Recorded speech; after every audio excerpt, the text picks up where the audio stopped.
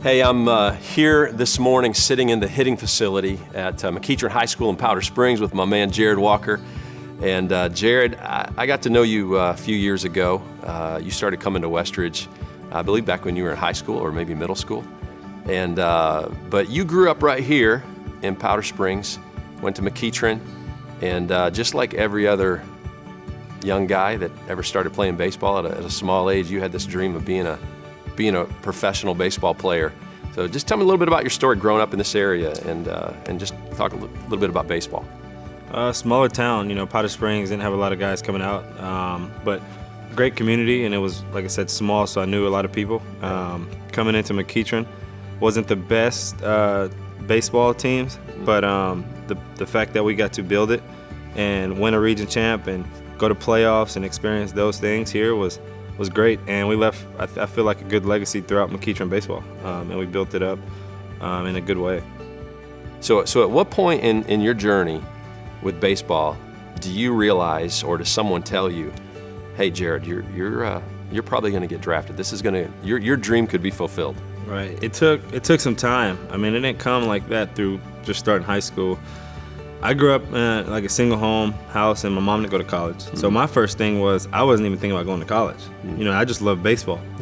Yeah. And so for me, building that up first to know that, oh snap, I actually have college people coming. Yeah. Then you start seeing the professional scouts, and then you take a deep breath and you're like, oh wow, something's probably going to happen. And the day came, we were in the hospital. It was me, my brother, my mom, and I took a step out. I was on the phone with the Mariners. Mm-hmm. And I told my brother to go in and tell my mom, hey, I think Jared's gonna go to college, because that's where I was leaning towards, because it's stressful. Yeah. You're like, all right, well, I'm just gonna go to college. So they call me, and they're like, hey, this is what we have. We really want you. The TV's on, everybody's watching it, and my head's down. And he goes, hey, congratulations, never mind, you just got drafted. And he said, the Dodgers just drafted you in the 5th round. And so I hung up, and I look up, and everybody's celebrating. It opened up that my whole family was there giving me hugs, crying, and the emotions was just spreading around the room, and it was awesome.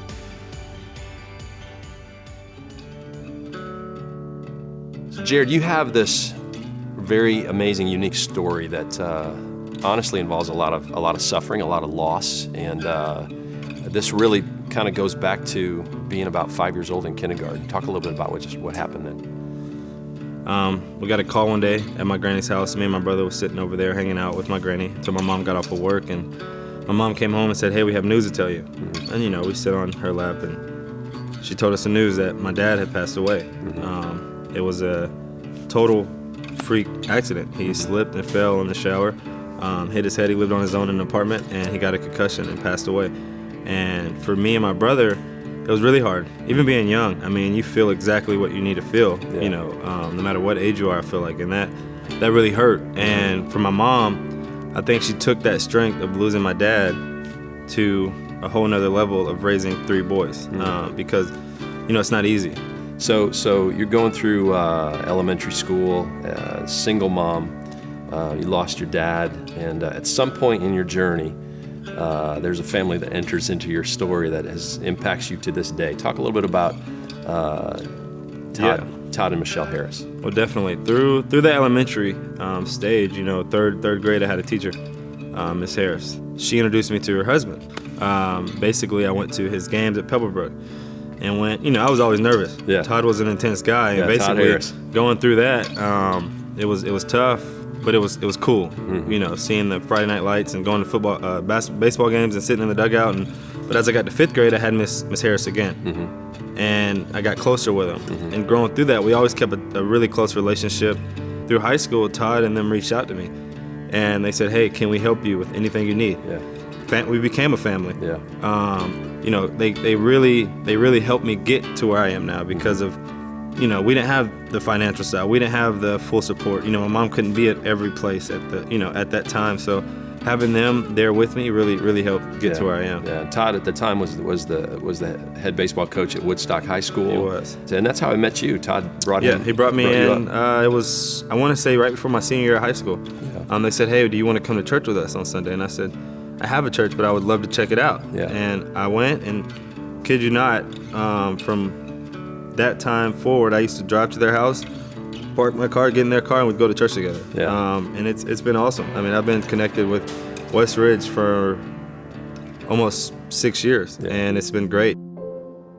Talk a little bit about your mom, because I know she has been such a rock in your life, and at some point in your journey, you mentioned the hospital, you mentioned your mom.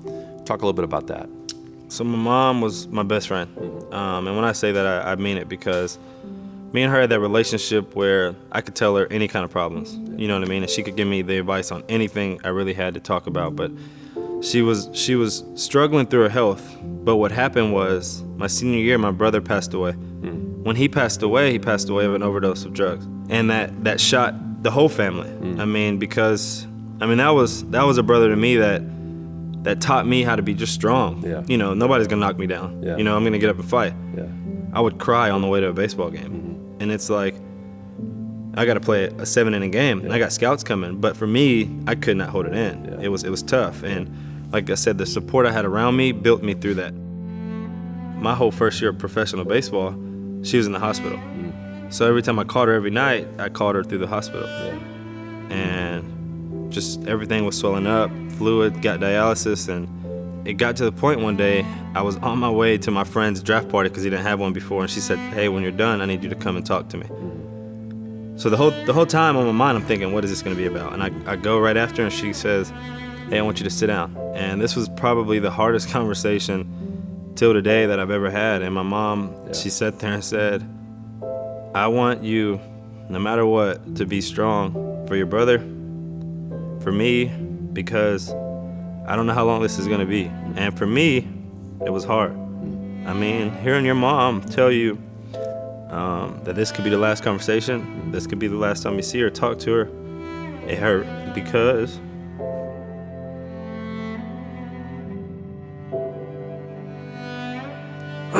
it hurt because I knew she was suffering. But being young, you don't want to see your mom leave. And after having that conversation, it turned my life around. Like I said, I was into the Lord, but I wasn't committed completely.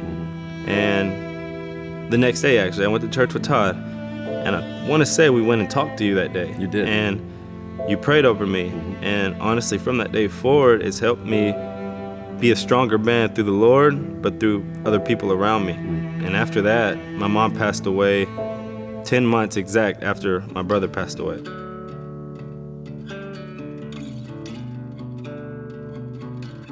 Tell me when you made that decision in your life to receive Christ into your heart and as your Savior.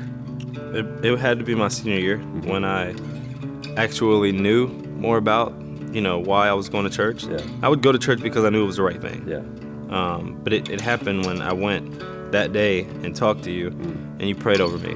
And I accepted him to be in my life. And so I realized at that point when it happened that, okay, there's one turning point for me, and that's putting everything into the Lord. My granny was a strong believer throughout her whole life. She's 86 till today. Yeah. And she literally has been through so much more than I could imagine. And that's the one thing she would always say, just trust in the Lord and give it to him. I guess God turned me around. It's in my head and it's engraved, and it's not going nowhere else. Yeah. One of the key figures in your life that has really, really been such a big part of your journey is your brother Nick, who's 14 months older than you, and he's been through everything you've been through. Talk about the role he plays in your life right now. He is definitely a big brother through it all. But when we went through all of that together, it was harder.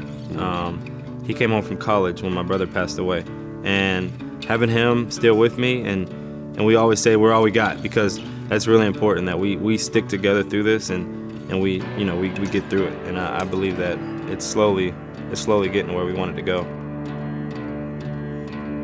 We were talking just recently about, it's really, when you go through a tough time and you find yourself in a place you don't want to be, Right. there is a purpose, and it's usually not baseball. Right.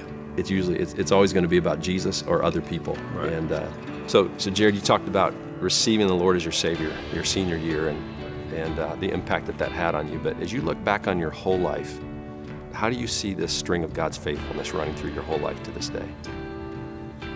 Great question, because it really took some time. But like you said, from kindergarten till today, a lot of things have came. But I'm still here today because of the one reason, and that's God. And there's a reason why I'm still here today. Yeah. And there's a reason why he showed me the downfalls that I've been through. There's one person who created those things. You know what I mean? And who put me in those positions as far as who was going to make me in the long run. Yeah. And that's the Lord. Yeah. And that has been very powerful. It's just crazy how awesome he can be, Yeah. and how great he is, and what he can guide you into, and who he can bring into your life. Yeah. And Like I life, said, and life has a bigger purpose than even baseball. yes, always. It took people, it took the Harris family, but it also took a coach like Josh Burris to help me out, but also having a trainer, Mike Butler. All those three people made me who I was through high school and who I am now. Think about all that you've been through, and somebody could look at your life and not, having ever talked to you or spent time with you, and you just realize God has been taking all of these tough moments, tragic moments in your life, and putting them all together and working it out for his good and bringing glory to himself. And to hear you talk about, there's a bigger purpose in all of this, and how God just keeps bringing you through all this. And so, hey, I just want you to know we're proud of you. Our church is proud of you, and we'll be praying for your journey, and can't wait to see where this is all going to land.